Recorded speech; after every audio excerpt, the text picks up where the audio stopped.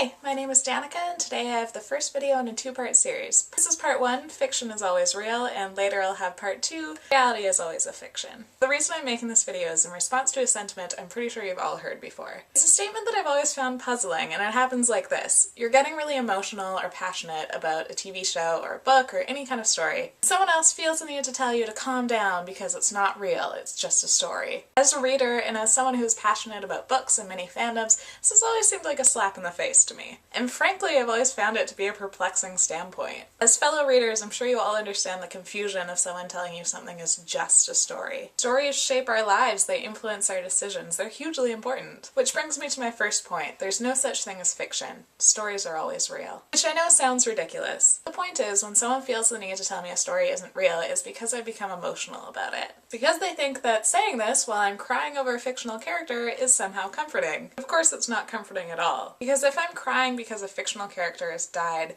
may be true that that person never existed. But it's also true that someone like that has existed and will exist. And it's true that there are qualities in that character that I see in myself and others. Which is part of why I'm saying that fiction is always real. Stories don't emerge from a vacuum. There are parts of our lives that are rearranged and repackaged, but we still see ourselves in them. Yes, maybe that character isn't a real person who has died, but the emotion it evokes is real. And it's still true that I will experience grief in my lifetime, and so will most people. That death may not be real, but in reading or hearing that story, it reminds me of the reality of grief and loss and sadness. And it's not just death, which is easily universalized. I may not be able to relate to having a wizard best friend who's the star seeker of the Quidditch team, but I can relate to jealousy and insecurity. I may not personally know what it's like to time travel, but I can relate to feeling lost and alone. When I feel emotions because of a story, it's not just for the characters, it's for myself, for what I will experience and what I have experienced. It's for the people I know that have gone through that already. And in a more abstract sense, it's just for the reality of being human. If I cry because I'm reading about heartbreak, it may not be happening to me, but it is happening to someone somewhere. Every emotion that's evoked by a story is one that's being sincerely felt in all its intensity by someone in the world. And that's one of the beautiful things about stories, and in my biased opinion, about books in particular. You get to experience other people's lives, you get to walk around in their head. And whether that story is literally true is irrelevant. It's one of the great benefits of reading. It helps you understand people better, because every character can only be a collection of traits that real people have.